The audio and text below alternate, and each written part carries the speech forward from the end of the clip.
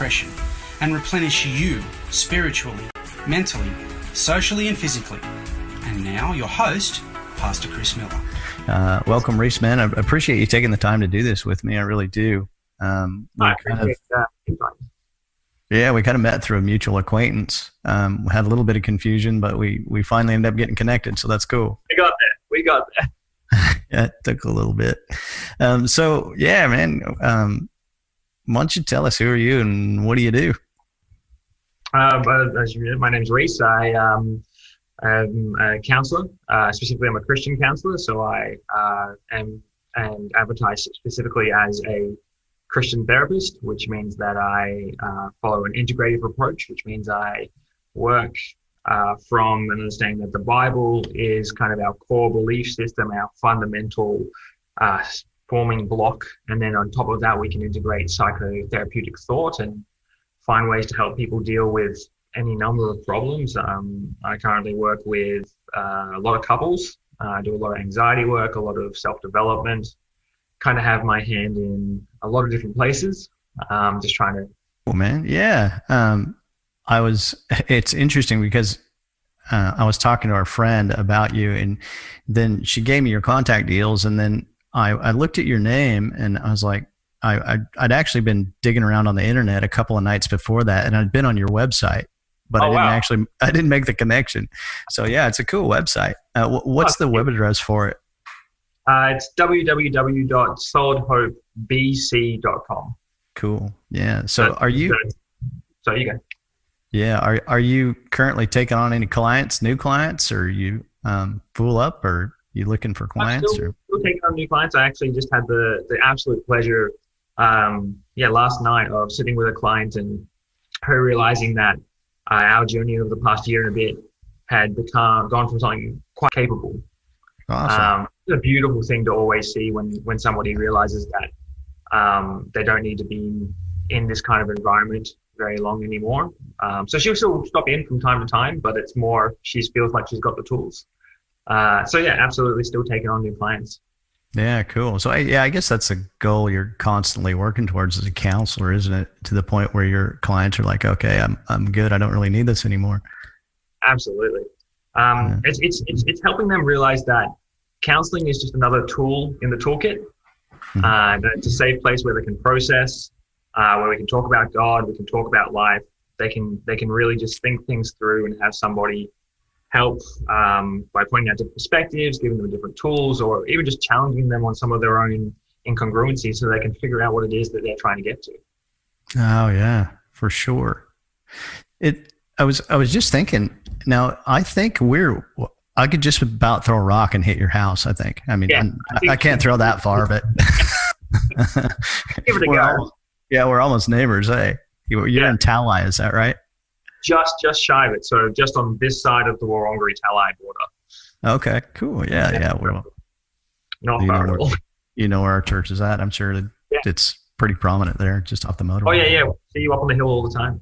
Yeah, cool. Yeah. Well, it's great to meet you. I'm kind of hoping what we might be able to do today is, I think I told you a little bit in a text message what we're doing for the month of January. We're taking, encouraging our people, our volunteers to concentrate on health and well-being, self-care. Sometimes that self-care term, gets hashtagged weird and stuff like that. So people have kind of a strange view of it, but really just learning to take better care of ourselves. And each week through the month, we're focusing on a different area of that. And I was hoping what we might do today is talk about spiritual well-being, because I'm sure that's something that's near and dear to both of us. Absolutely. And it seems like I may have read on your website, did you work in youth ministry at some point? Is that right? I've had my hand in a fair few different ministries. So I started as a youth working in kids ministry, then became a young adult and spent 4 years in youth ministry, then went on to hosts and deacon and teaching and pastoral care, and all that kind of gradually prepared me towards the idea of, I really love the care part of it and helping people understand what it means to take care of themselves in all the different quadrants of their life, especially their spiritual side, and to understand how God works for our good in the midst of our lives, even as we go. And so that kind of led me here. But yeah, spent a fair, I think it was about 4 or 5 years in youth ministry, and loved every second of it, even though it was very challenging at times. It certainly can be. That's where I started. That was like my first, I'd say, official ministry job, was working as a youth pastor. I worked in a church in East Texas. Wow. It was interesting because we had a pretty good sized group of kids. I think it may have been about 40 kids or so, and it was all grandparents and all kids. And like all the parents were kind of somewhat vacant. They'd come some of the time, but it was often the grandparents bringing the kids. So it was an interesting dynamic. And it was a 150-year-old church, and I was like the first staff member they'd ever hired. So it was a big adjustment for all of us. But wow, in the end, it worked out pretty good. It went really well. It was really a great experience for me, and it was kind of a springboard to bringing me here where I'm at now at Hinterland. That's very cool. Yeah. So, spiritual health. I don't know how would you define it? What is it if we're talking spiritual health? Because I know there's different kinds. Like each week we're talking about something different. But if we're kind of talk about spiritual health, yeah, I would say if you had to encapsulate spiritual health, which because it leaks into every area of our life, you're right. It is that one of those things where it can be a bit ill-defined. It really relates to the core nature of our being, and in and of that we are spiritual creatures, and we are designed for spiritual interaction with our God. So it deals with the idea that at our core we are spiritual, and therefore we need to take care of ourselves there the most in order to have any kind of fruitfulness anywhere else. And that if you shift the center, which is the spiritual health, is the last thing you work on. It's when everything else is safe, when everything else is secure, when you've got the money, when you've got the nice house, got the nice family, then you go, okay, what do I believe about this world? And I think it's very important to realize that it's the actual foundation. I spend a lot of time talking with Christian and non-Christian clients about the idea of what grounds them, what's their tether, what's that point that they hold on to as true and as real.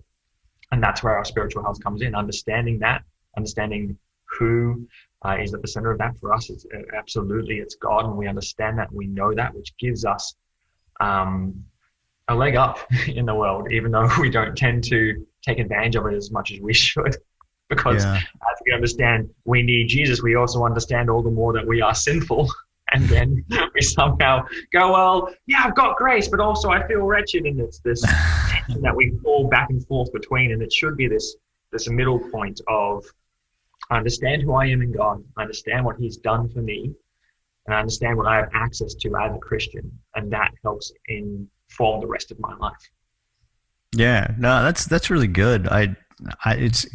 We really do need that, like, that foundational truth in our life that we can, anchor to when every funerals and things and weddings and, involved in people's lives in different ways, and not just Christian people, but people in the community as well. And I kind of feel for people who don't have that in their life, because it's kind of, it is a big empty spot. And I think it can really, I guess, or even hurt people not to have that. Because I think God created us, to understand that truth and know that truth and connect with him is built on that. Like you said, it's very true. Something that comes up all the time with my clients, where we'll be working through their identity in God and finding our strength, not in what we believe, but what he says about us. And it comes up every time, literally every time with the clients who are walking through that kind of stuff. And they go, how do non-Christians do it? Like, what do you do with these non-Christians when they come in and they talk to you? And how do they find that sense of belonging, that sense of understanding? What is it that they're building their life? And I'm like, yeah, you've keyed on to one of those wonderful things that we can be so thankful for grace, is that, without merit, he chose us. And it is a loss out there. And it also always takes my non-Christian clients a lot longer. I was speaking to one client a couple of days ago, and she was talking about how she's been exposed to Christianity, and she's asked me to be a Christian, because I always give them the option, do you want me to talk about Christianity in the therapy? And she wants me to, but she goes, I think I've landed as an astrologer. I think astrology is the way forward. And then even as she was talking about it, she talked herself into a corner, and she was like, oh, wait, how does that give me a strong point? Most often with the Christians, it ends up being, we struggle with this idea of works. And that's so much of what we try and do when we start to think about, especially spiritual health. We bring in this idea of spiritual disciplines or means of grace, which I think is a much healthier term in this modern day and age. And we start to try and accomplish them.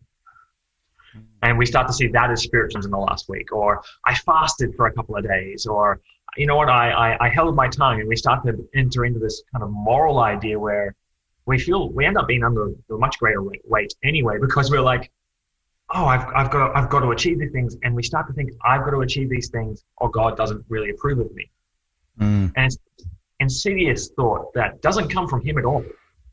But we all end up thinking it. We all kind of come back to that. I need to earn this. I need to sit in this. And so we start to take ourselves off that nice middle ground where it's, I respond in love, but I was first loved. And that's kind of, I think, the healthiest place you can ever get back to when it comes to spiritual health, is that core philosophy. Yeah, when we start to rely on those works to make us right with God, when we fail at those things, like, you know, and we're all there at times. I know I am at times. Yeah. And when I fail, I just beat myself to death. You know, it's just like, oh, I'm so terrible. And I think Christians just do that. And one of the things that I've tried to, you know, in my own ministry and teaching is, you know, it's God's grace saves us, but it also sustains us. You know, even when we try to work at it, and you know, we serve God out of love and we do those things, but they're not much. Yeah, his love isn't dependent on those things. You know, and it's so important to understand that. But it's difficult to keep that at the center of what we do too. Oh, we and that's just, you know, that I always say it's the Romans 7:8 tension of, yes, thank you God that now for those who are in you there is no condemnation, but I still sit in that, oh, I've done so many things wrong, and just like you said, you end up beating yourself up, and then the thing you end up catching yourself for is, I'm beating myself up. I shouldn't beat myself up, and you're beating yourself up and beating yourself up. You kind of start hitting this weird loop where it's like, no, I need to focus back on Christ and go, he's not beating me up.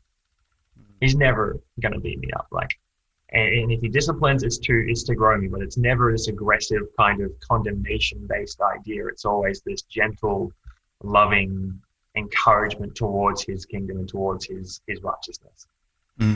Yeah, for sure. I think in culture, I've seen this, maybe you have as well. I know people are pretty, especially here in Australia. I mean, obviously, as soon as I open my mouth, when people ask me where I got my accent, I just tell them I watch a lot of American television. And, but I think that, especially here in Australia, people are very aware of physical health. You know, there's government initiatives and things like that, and people are becoming more aware of mental health. And I think some of the stigma with that is being lifted.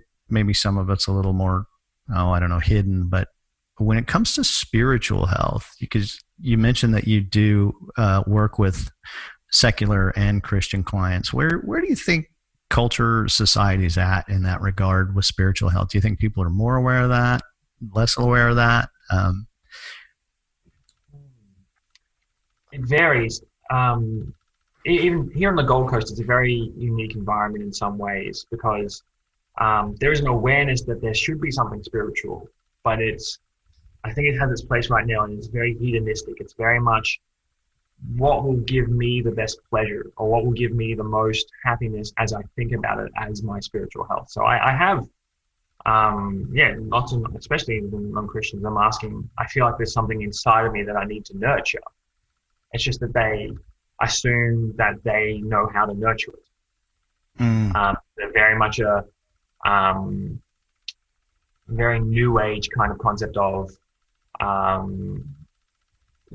God is everywhere, or God is everything as well. Therefore, there's an awareness of it, but no understanding of how to nurture it properly, and a lot of openness to just whatever might say the right thing to them at the right time. And any idea of boundary or form or function is just repellent. In non-Christian clients, they're very much open to thinking about things, and we talk a lot about God. Like, I don't really have any clients who've gone, I don't want you to talk about being a Christian. Like, you've been on my website, but they just take it as I'm some other kind of spiritual guru, somebody who's, and I say quite often that's not what I am. I'm not representing myself that way. I'm not somebody with more of a plan than anybody else. Learn a bit more of it than my neighbors, and I want to pass that on. Yeah. But they kind of take it in a very interesting way. There is a push within the Christian community and the people that I've seen towards, I think there's been, they're not regularly attending anywhere. They're not really connected to other Christians. I have a new client coming in tomorrow morning, hasn't been to church in 10 years. There's this lack of understanding that because something can hurt you, like the church. I mean, we've all been hurt by one another. Like, that's the thing. It's sure. Just for pretty broken people. That's kind of what we all are. But they also don't see the wonderful nurturing that the church is as a part of our spiritual health. Because I don't think you can be fully healthy without being part of a community. I'd say spiritual health is directly tied to communal health. I'm happy to hear you say that, because I've seen the same thing, actually. I've seen a lot of people who, in my opinion, are actually very surprisingly Christian for not being connected with a community. I'm, like they still do all the stuff that they just don't go to church, and they're outspoken about their faith, and they're just like, I just don't go to church. And I think this path.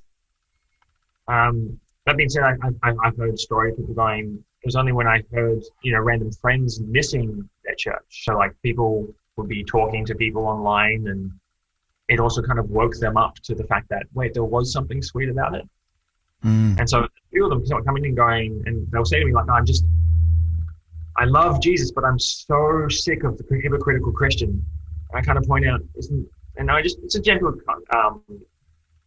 probe, and I usually start with a challenge of, okay, so tell me what a hypocritical Christian looks like, and then they describe any Christian, anybody who is not perfect.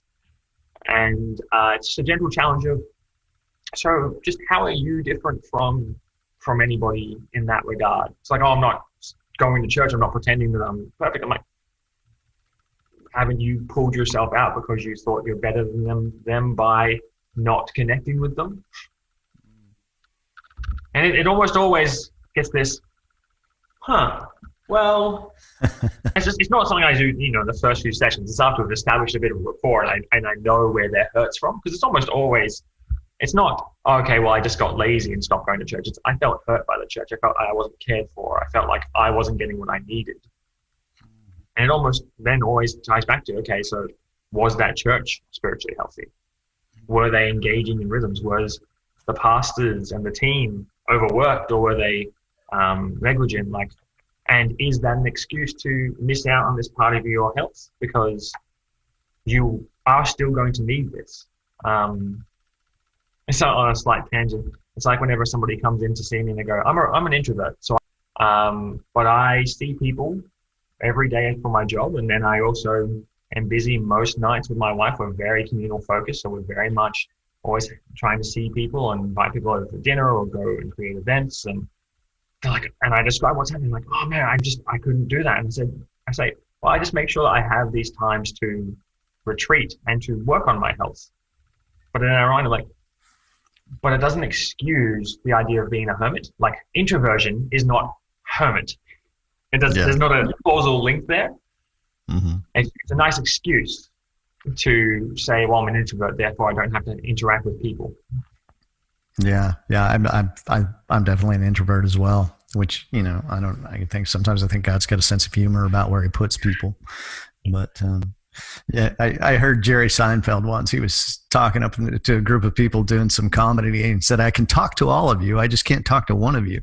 And I was like, I can relate to that a little bit. We can stand up and talk spiritual health, of course, but we've got all these other areas. And how do you find those areas connected? I mean, do you feel there's a lot of overlap between, say, physical health, mental health, social health? Oh, absolutely. It's like I said at the start, like this is the foundation, but they all pull at one another. Like, if you devote too much time to one area of it, you're inevitably going to miss out on other parts of it. Like, if you spend so much on your physical health to the point where you don't go out, you don't you see people or have them over for dinner or go over to anyone's house for dinner because you have very specific dietary things that you want to accomplish and you're always at the gym. You might meet some people at the gym, but you're not going to have any time for your spiritual health, or you're not going to let yourself rest for your mental health because you're always thinking about that next workout, that next gain, or that next place to find a new workout or a new running track or something like that. If you're always focused on your social health, making sure that you're very connected, you may very much neglect your physical or spiritual or mental health. Like, anytime you pull more towards one than the others, you're going to see those kind of drop off, with the one exception of that spiritual health, where it's not actually a quadrant where you pull away. It's a center that should have like a triangle around it, where each of those are nourished by that middle one. Mental health is another one. Like, I don't want to overwork myself because I'm worried about my mental health. It's like, okay, what we know, like we as Christians, also for people struggling with depression or anxiety, one of the best things they can do is go for a run, is go outside. Even just going for a walk once a day, getting out in the sun or in the weather will have a dramatic increase in the positive uptake of positive hormones within their system, and it will literally change mood. We can look at history and see some of the busiest men and women throughout our faith who say, I've spent most of them give him about 15 minutes, a little scripture here and a little bit of a prayer, and then because I'm so swamped, and they're like starting off in each of the day just making sure that they were right with the Lord. Not that that's a standard to hit or anything, that everyone needs to find where that sits within their life, but it does point to this idea that there is balance is achievable, and it is nourished first by understanding our place with Christ. Yeah, that is so true. I mean, in the world in which we live, I mean, I don't know, so there's kind of almost a balance there between, I think I'm really busy, or am I just distracted with a lot of stuff? But that idea for, I'd say, the great majority of people in Christians, the idea of, praying for 4 hours before I start my day is like almost unthinkable for a lot of people. It's just like, there's no way I could do that. That would be a huge, huge challenge. I just want to put out there, I don't pray for hours. I wasn't mentioning myself, like I am with everybody else on that. Man, I would love to have a deeper prayer life. God, it was like, no, I'm in the same boat. Even Paul said, labor with me in prayer, indicating that Paul found prayer a labor. Necessary, useful one, but that he still found it at times to be a hard thing to get into. Yeah, I'm the same. And people often think pastors have got these kinds of things figured out, but we're distracted and busy, and just like other people. And we do try to put effort into it, but there's times where it's an ebb and flow, and sometimes you do better than others, and that's just life. That's reality. That's also a big part of understanding spiritual health, or any part of your health, is that life is a thing that happens, and God is not like writing. God has not given us his rules, or his why he died for us is, I know you're not going to get it all the way. And even it says progressively through the New Testament, you're not going to get there. Seek to know me, but don't seek perfection, because you won't get there. Yeah. You're going to have ups and downs. And one of the first things with any new client, I sit down and I have these two charts drawn, and it says time on one side and progress on the bottom, and it has the one that we all want, which is that perfect middle line where it just goes up in a diagonal without ever decreasing, without ever stopping. As time goes on, we proceed, and everything gets better and better. And then I showed them the other one, which is the line goes up and then just starts doing circles, and it goes all over the shop. And like it still eventually rises, because that's his great work in us, that we will end life in a different place than where we started. But to think that we can control that, or that we need to control that, is that one of those first things we need to let go of if we're going to make any progress. So, as you said, pastors themselves, like people in our church, we go, they've got it down. And like any pastor I speak to, they're like, no, we're still, just like everybody else. Yeah, we get, like we are, paid to have this extra time. And it's like, but, people fill that time with their need. And so a pastor is often the most time poor person in the church. Yeah, but they ironically need more. And so like, they're the ones going, okay, well, I can't start my day without prayer. And it's not about, I'm so happy to do this. This has to be a necessity. Yeah, very true. That's very true. Like, is there any, or maybe just interactions with people, or what do you say some prominent issues maybe people are dealing with in culture and society, especially in light of this past year with COVID and everything that's gone on with that? Definitely control. Control comes up more often than almost any other. That and identity are the two things that kind of come up more than anything else. The level of the higher, like, anxiety has gone through the roof in our current climate, because people have lost a lot of the control they thought they had over their lives. They exercise that control by going, well, I earn my wage and I pay my rent and I pay my mortgage and I buy my food. And we're, especially in the West, so very used to this idea that I have agency, I have supreme control over my own life, that when we lost it because of necessity, it was a surprise and people weren't ready to deal with it. And so anything that they'd been pushing back, it stopped all at once without anybody really getting a choice in the matter. And that forced a lot of issues out of the background. Such as, do I trust, and for the Christian, it was, do I trust God, or do I trust in my ability to navigate Christianity and life well, and use God kind of as that excuse to say, well, I'm doing fine. And for the non-Christian, it was like, what am I doing in life? What is this about? Like, when everything grinds to a halt, what have I been chasing? I can't go and do the pleasures that I wanted. I can't, especially on the Gold Coast, like go and do recreational drugs, or go and just numb myself to the not agony of life, but to the idea that there's something more in life, by entertaining myself with success and with consumption and with this idea of hedonistic joy. When I can't do any of that, what's left? Yeah, that's very true. Gone, what's left? And it became about, for a lot of them, going, okay, well, I've realized my relationship is nowhere near as strong as I wanted it to. The only other person, even though they didn't live together, but because they were married, they were separated. They were technically allowed to walk on the beach with each other. And they had a massive fight, massive one. And they came in to see me a week later, and they basically said that, thank you for that. They said, we didn't have any other option, couldn't see anybody else. And we realized that through the business of our lives, we've been able to avoid dealing with the fact that we did still want to be together, but neither of us wanted to do the work. And so they dropped off again. And we've had some chats since, and they're going to come in more regularly in the new year, of just the fact that they realized, oh, wait, we've started distracting ourselves again with our busyness. Yeah, that's interesting. The way that that a lot of the things that have come out were kind of always there. They've just all the pressures brought it to. There's things that I've noticed that have come to the surface and that have kind of been hammered out of me, I suppose, through this.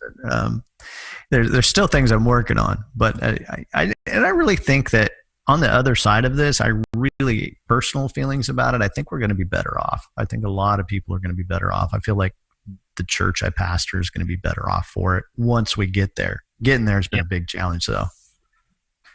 Oh, we had our church leaders kind of just how thankful we've been to God for a year that we weren't expecting, and some of the blessings of community that have really developed. People who, and there's been people who've fallen off, but there's also been people who have joined us.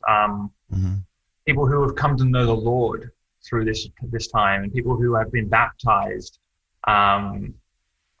just towards the end of the year when things were starting to really, by family members and stuff like that, but just people time to go, hey, I do actually need to take care of myself, has been this strange blessing that has come from something I don't think any of us would ever have had the forethought to go, you know what will really help some of us from trying to survive a pandemic?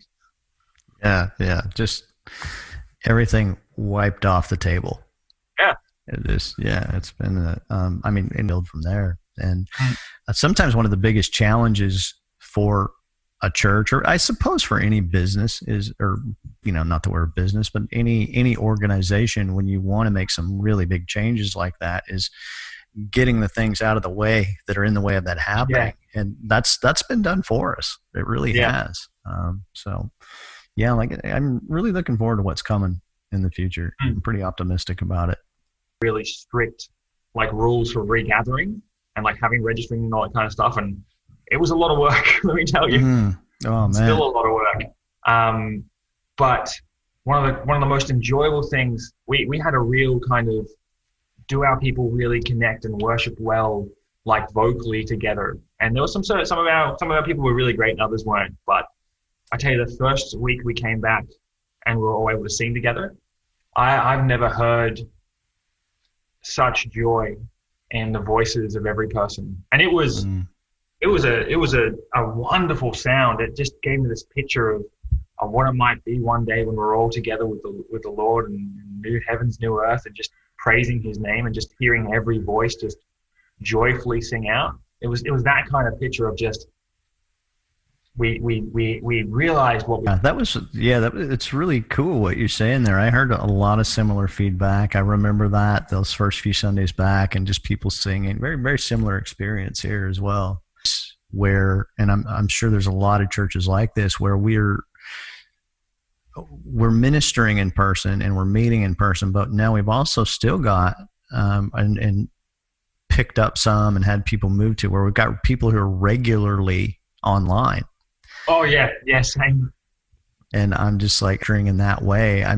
How do you reckon that online versus in person is going to play into people's spiritual well-being and health?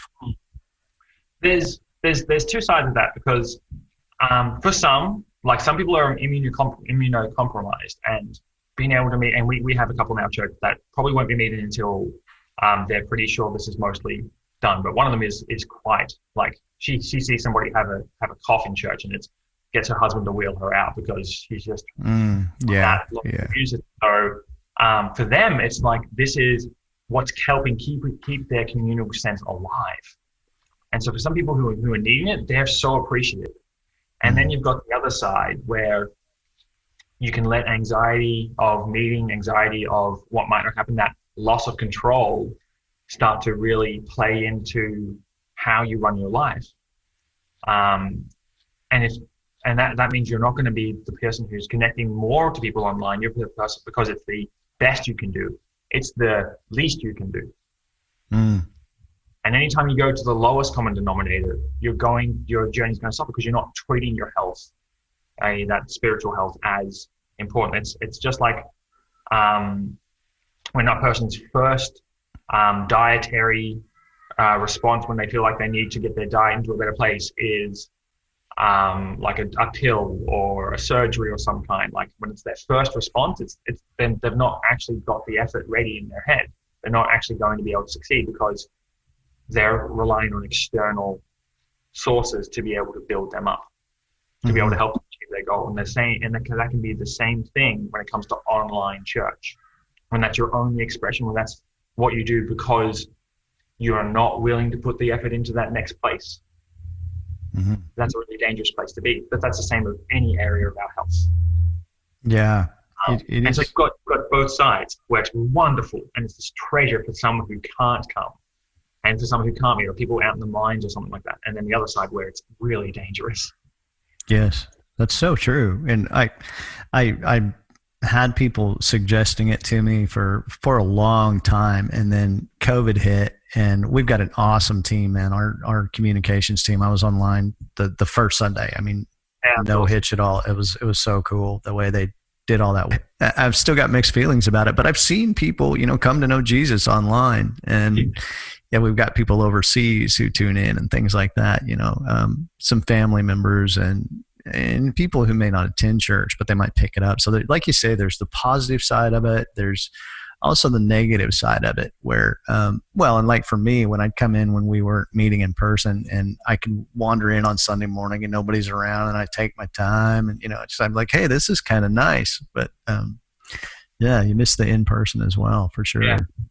Oh, I think our pastor definitely, the first few weeks of being online, his hand gestures weren't normal. So we've gotten a couple of screen grabs and some of the team had a bit of fun with him with that, of him just adjusting to being no one in the room. So he's just not sure how much expression to give with his hand because there's no one to read from.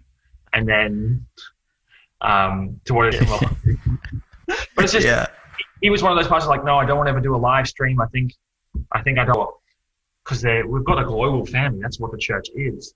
And some people's churches don't have the resources to go online or the team that may have the know-how. And so we've got everyone's just in such a lockdown that they're literally not allowed to. So we've had people who have been part of our church or been connected to people who are part of our church for years who are somewhere overseas and they can't meet. So they've been joining us online. Yeah. Because it's what they can do right now. Mm-hmm. So again, it comes back to that. And each person just really needs to check what it is that's motivating them towards it. And if there's a high part of it that's an impractical anxiety or fear, it's really a time to go and seek the Lord and seek to understand our motivations and use the time that has been afforded to all of us to really reflect and go, is this the way that I want to live my life?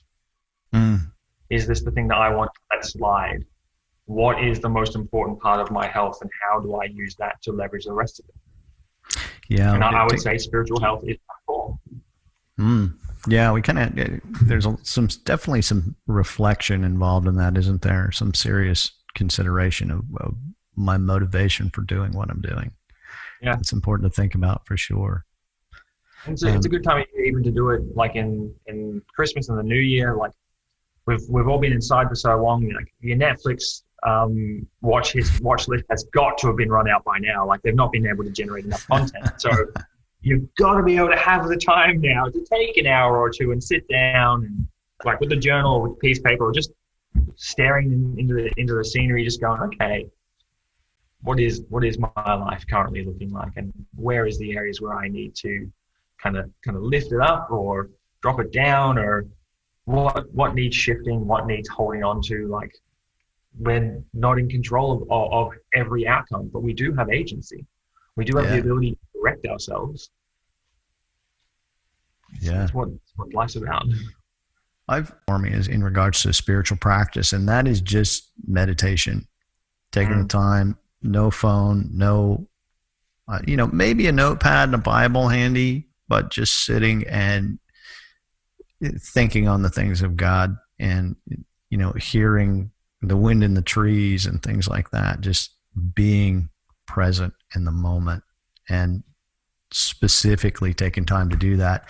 And that's been great for me. And I know it's difficult for people. Again, busy distractions or busy, whichever one it is, I don't know. But that's definitely been a big deal for me personally. Is that something you think we can put into our lives at this current point in time? Is the idea of sitting and waiting, and that sometimes we hear the word meditation, we think we need to have this focus or this point, or it's a new age idea, and so we want to stay away from it. No, meditation just means to sit and to wait and to dwell. And it's not something that we're good at. So be prepared to fail a little bit. Like, if you end up sitting there for an hour and you've just ended up thinking about all the things that you need to do, it's like, cool. Go write them down. Come back tomorrow, try again. Like, Yeah. give yourself permission to not get it right. Mm-hmm. That's kind of what meditation's meant to be directing you towards anyway, clearing through the things. Yeah, that's so important. I think people have such a difficult time just giving themselves permission sometimes to, okay, well, that didn't go as well as I might have hoped, but that's okay. It's not that big a deal. And I can let it go and try again. Same thing happens with prayer. Sometimes when you pray, your mind wanders and I'll just, do better next time. Get back. Yeah. And not kill myself over it. Yeah. Often the hardest part. Yeah. It's something I thought we might touch on a little bit today, and maybe not dive into it too much. One of the things we've had, our building here it's obviously a very traditional looking church building. Yeah, and one thing I found in ministry over the years is sometimes we are a soft landing for someone who's coming out of a very maybe cult background or spiritually abusive background. And I thought maybe we might touch on plenty. Recently, a pastor of quite a large church said to his at the Gold Coast launch of their church, mentioned a story of which of a pastor I was under, where he had some of his interns go out at 2 a.m. to watch his jet ski. Just because that was, him abusing his spiritual authority over them. Wow. And I wasn't me in that story, but I served under that pastor. I was an intern at that church, and I've been to some churches in the past and had a lot of things. And I'm actually really thankful for the experiences I've had, because it's given me the authority to be able to say to people when it comes to our spiritual self. But that doesn't mean that we get to stop, because it's like stopping eating because we get a stomach bug. Yeah, the stomach bug was awful. It may have lasted weeks and weeks, may have hospitalized you, but you still need to eat. So maybe find a way to make sure the restaurant's cooking the food well. And the same thing kind of applies to spiritual abuse. You need to be able to talk about it. You need to be able to process what went wrong and why it went wrong. And a lot of that's going to come down to humanity. Either we were broken in a particular way that person didn't realize, or that person was broken in a particular way that made it that they weren't in a good place in leadership. And somebody didn't catch the thing that they were. Sometimes the best wounding to us, and it can feel like abuse, but it's one of the reasons to go and see somebody about it. The number of people that have just thrown off weight in my counseling room, because they've realized and they've forgiven and they've accepted reality and understood what happened without permitting that person to, without saying, yep, you know what, that everything's all good, but rather understanding in Christ how to process the fact that these kind of things happen in life, that we cannot escape the opportunity for spiritual abuse because we aren't perfect. Like you literally need Jesus physically here in front of every one of us to escape the idea of there being wounding or abuse within the church or within the family or within, even within ourselves. The number of people who abuse themselves spiritually by the heavy weight that they place upon themselves, by not accepting, like they've gone, yes, I believe in my heart and I confess with my mouth that Jesus is Lord and Savior, but I cannot believe. And that needs walking through just as much as anybody else's impact on our lives. Yeah, sometimes I think maybe people struggle a little bit to define that line between, healthy morality and healthy religious practice and obedience and abuse, because it can't, really any one of those things can spin off into that, I suppose, couldn't they? Absolutely. And there's a lot of teaching out there, because the reality is, as I've said before, men and women are going to be men and women. We're going to be broken.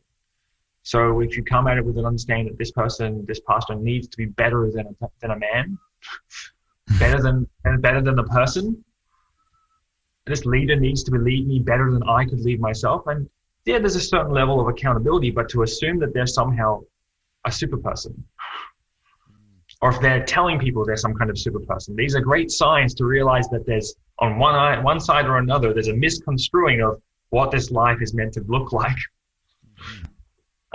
Weirdly enough, literally exhibiting the fact that this life isn't perfect because they've got this wrong belief about how well people are going to be able to do with life. Which is, again, a lot of what the process is when you talk someone through spiritual abuse. It's helping break down unhealthy views of what it means to obey and what it means to submit and what it means to have authority over. I've actually got a couple of pastors that I'm walking through from a distance. We're doing online through a connected movements, connected friends, of some things that they walked through with a movement they were a part of that became quite evidentially like quite abusive, quite oppressive, quite aggressive, quite legalistic, and they're having to walk through the fact that they were oppressed and they were oppressors. But they pushed people to places that they didn't want to be, whilst being pushed in those corners themselves. Mm-hmm. Which just goes to show you that, again, it's at every level of everything we usually try and do is clear the lines between man and God, because often that's blurred. The spiritual abuse that I've received makes me think of God as a spiritual abuser. And that's just not his heart. And if I can plug a particular book, it was probably the best book I've read in the last 2 decades. It's a book by a man called Dane Ortland. It's called Gentle and Lowly. Mm-hmm. Cool. It's referencing the way that Jesus refers to his own heart. And it goes and scripturally looks at the way that Jesus has described himself. And he says, my heart is gentle, for I am gentle and lowly. And just helps the idea of, and it's great for anyone who's been under this place of spiritual abuse or struggling to understand how God looks at them, to figure out their identity. I've read it twice already this year. Cried multiple times, both read-throughs. Wow. It's one of those ones where whether it's a friend or a church member or a client will read it, they'll send me messages as they're reading through especially the initial chapters, going, "This is so amazing. This is such beautiful language, and this is just so true about God." And it's doing a great job of restoring people who have been in those really hard places. It helps them reconnect into churches, helps them look for what their strength of abuse. And I've realized that I have missed things about my God, and I've accepted things about myself because of what people have said. And they're in that place where I don't know what church. Sounds like a really good book. I don't think I've read that one. I'll have to get it and read it. It's relatively new. Honestly, I couldn't, if there's any book I could ever plug this year, it would be that book. Yeah, I'll definitely check it out. It'd be a good one. Yeah, that's and one other thing that I think it might be fun to talk about is social media. I'm kind of I don't know, man. I tell you, we've got a great crew of people here, and they take care of social media. Personally, I've kind of taken on, I've got Facebook and Instagram and all that stuff, but I've just kind of taken on a role with it personally. I use it to disseminate information. I don't really interact on it. How do you think that's playing into people's lives? I mean, I know it is. And it's not a sideline thing anymore. I mean, it's mainstream. It's part of who we are and what we do. So I'm kind of like you. I use social media, and I think it does have some amazing connective power.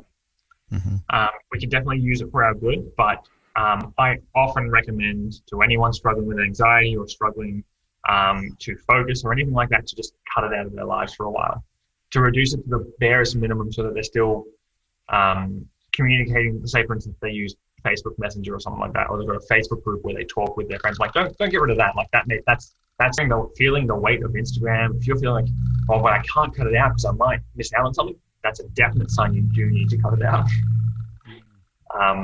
Even throughout COVID, it's been so ironic that on Netflix there's a wonderful documentary called The Social Dilemma. Yeah, I've seen that. It is good. Yeah. I would recommend it. Yeah, absolutely. Just a wake-up call to understand.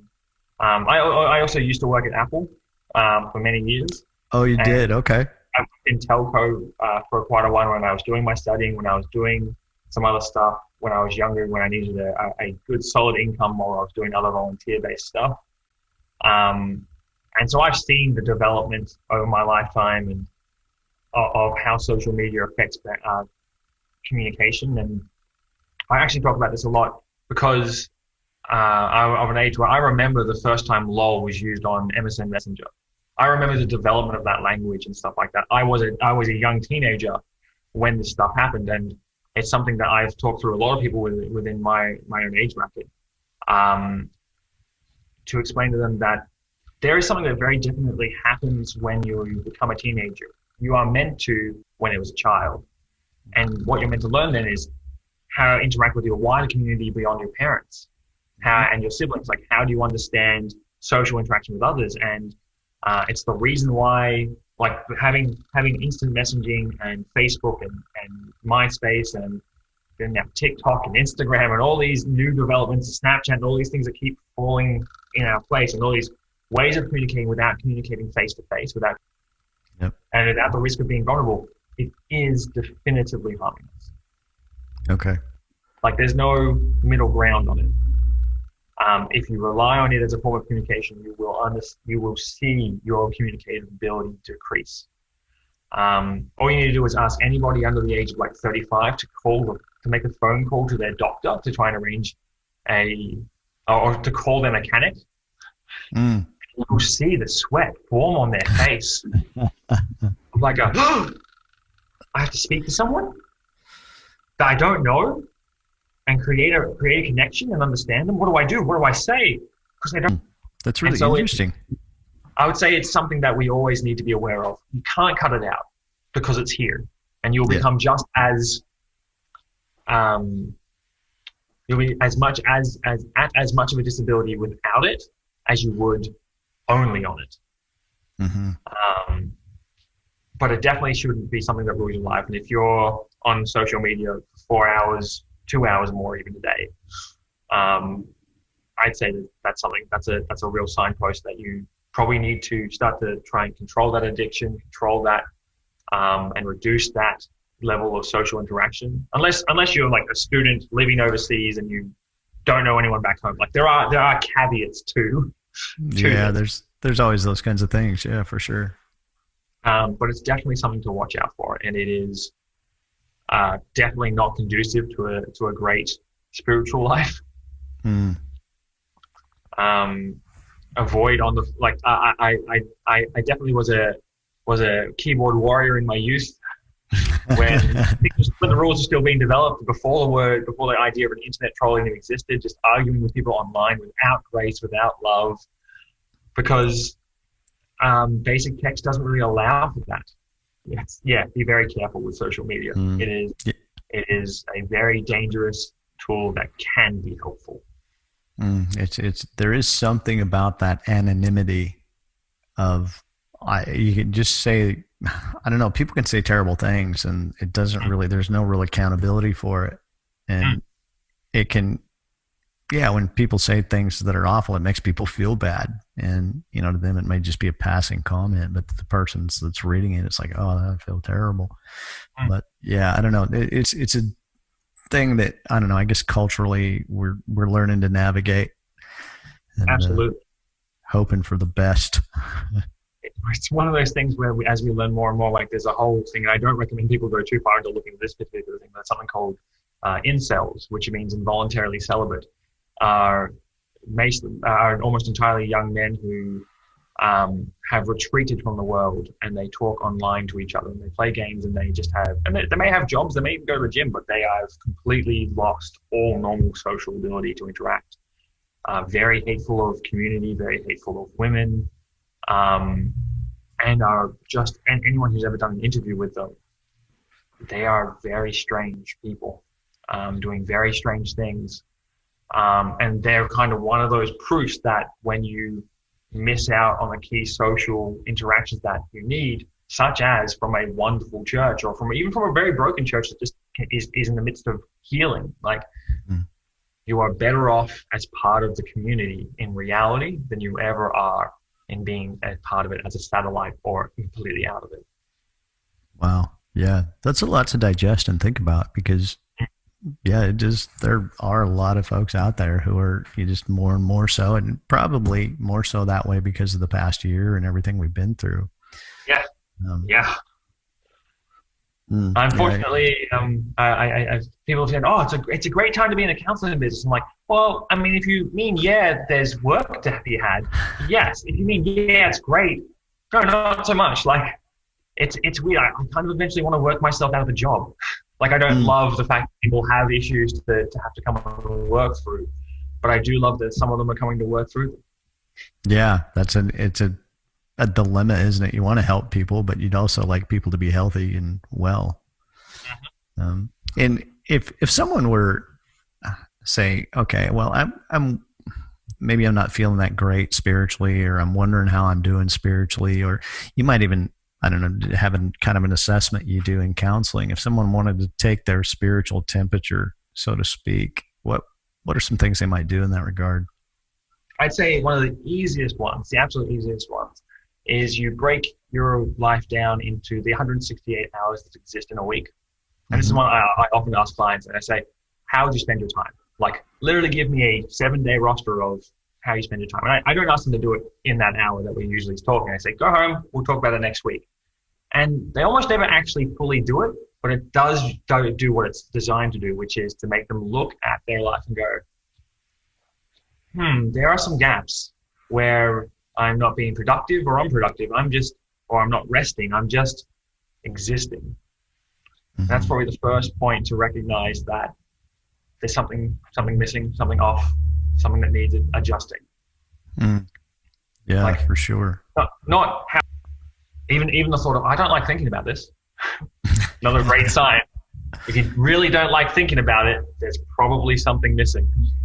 Yeah, I know as a pastor, well, and I'm sure this is true for people who are Christian and maybe very, what's the word, avid maybe, hearing and doing different things. And, you know, am I being spiritual or am I just being busy?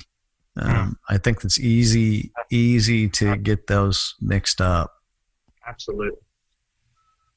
Because when you start thinking, well, the work needs to get done, and that's why I'm doing it, another great sign. Like, because Jesus is quite clear. He's like, I will build my church. Yeah, that's a great point. And I constantly pray anytime I'm working with people. I'm like, God, you build your church, you establish your people. I am just walking in the good works that you have prepared for me. Because it means he's doing it. He's the heavy lifter.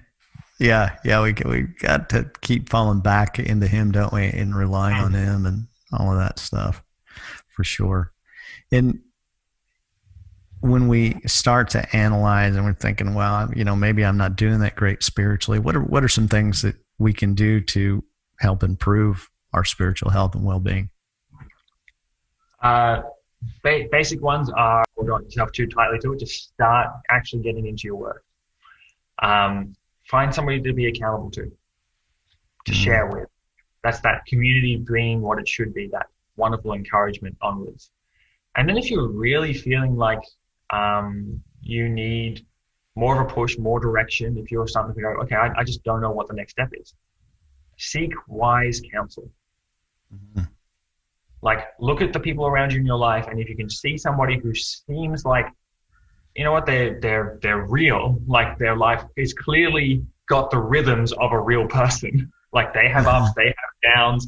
They don't go around going, I've read my Bible with great revelation every day for the last 15 years. Like, you kind of want to stick it away from the supremely self-righteous, but you don't want to find somebody who has the scent, has that savor, that look of somebody who is doing things well, and then see if you can just sit down with them and share and be vulnerable and go, I'm really not doing this that well. Can you give me some tips? Can you walk through this with me? Can you help me diagnose? And then again, if you don't have somebody like that, find a pastor, find a local church. And if you feel like it's a really systemic problem, if you feel like you've gone through that loop over and over again, there's just something missing, bring in a counselor. Find a good godly counselor, ask your pastor, ask your betterment, just help figure out what's blocking you from that next part of your life. Yeah.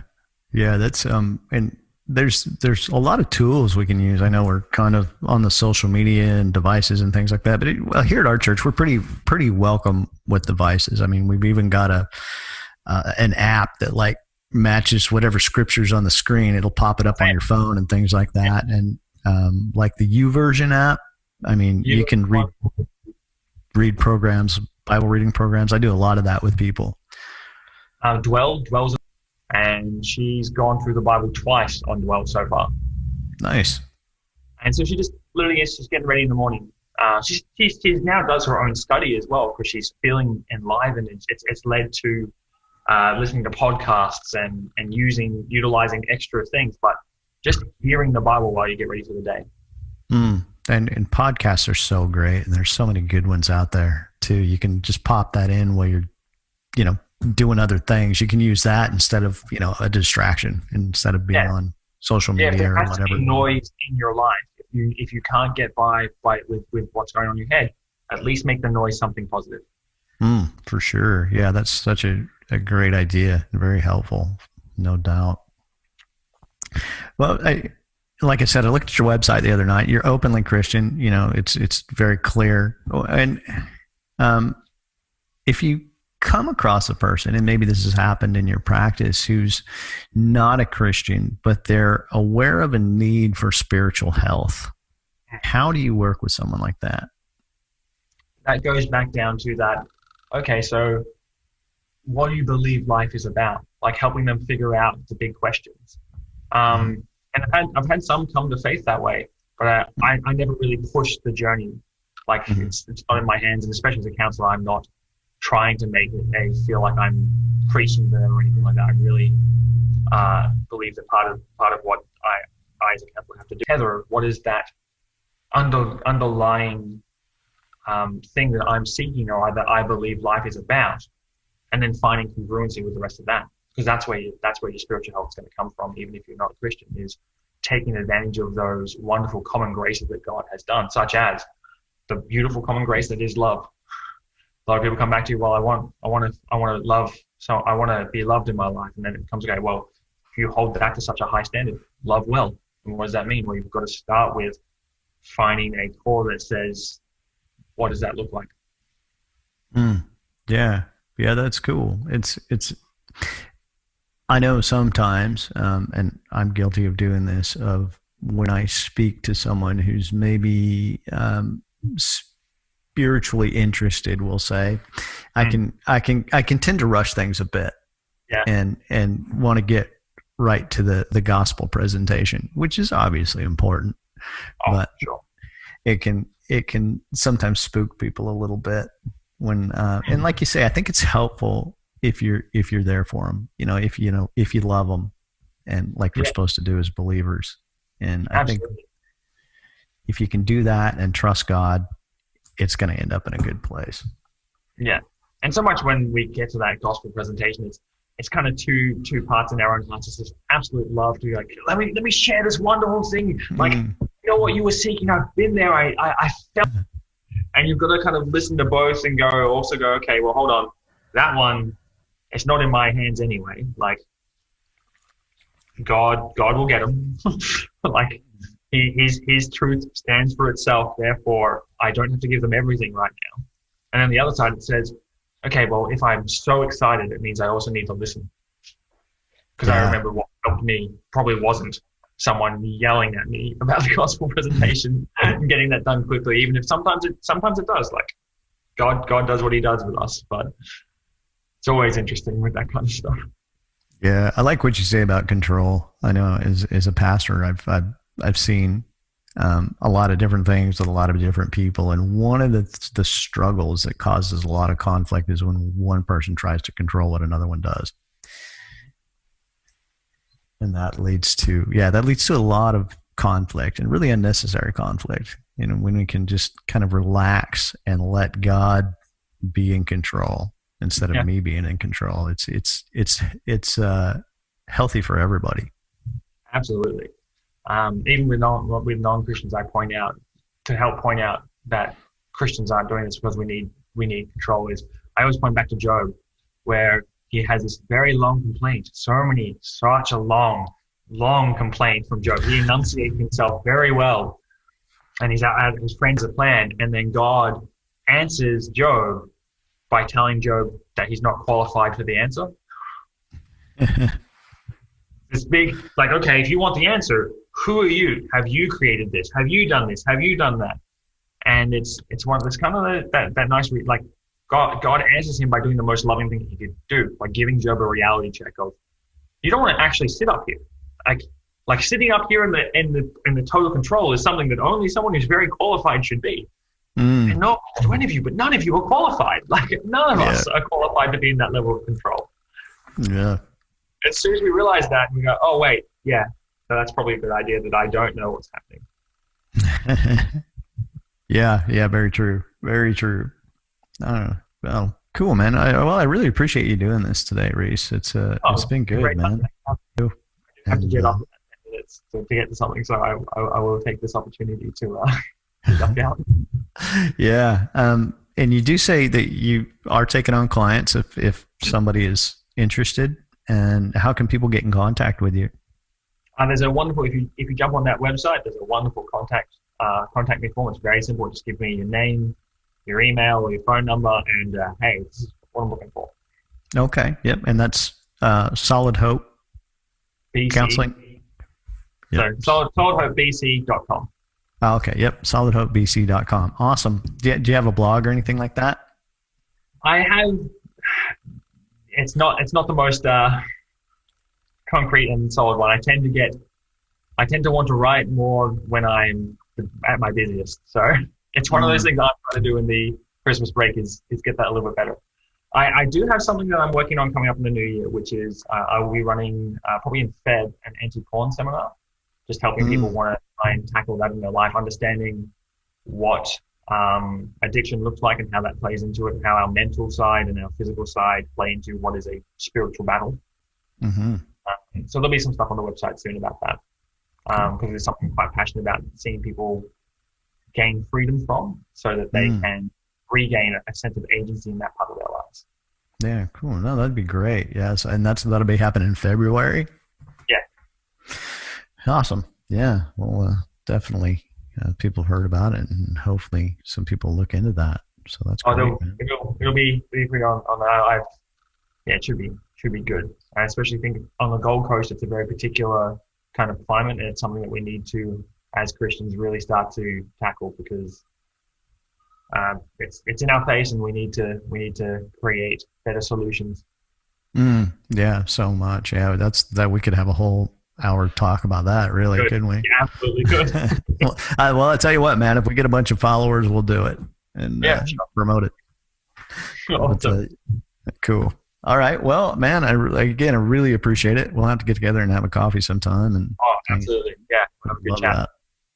Awesome. God bless you, brother. Thanks, Rhys. Really appreciate it. And we will, catch up again soon. Cool. I'm going to bounce out. All right. Thanks, man. Bye. Thanks so much for listening in today. You can find out more at hinterlandbaptist.com. Follow us on Instagram and Facebook. A special thanks goes out to our team of volunteers who makes this podcast possible. I hope you found it helpful, and I will be praying for your health and well-being. Have a great day.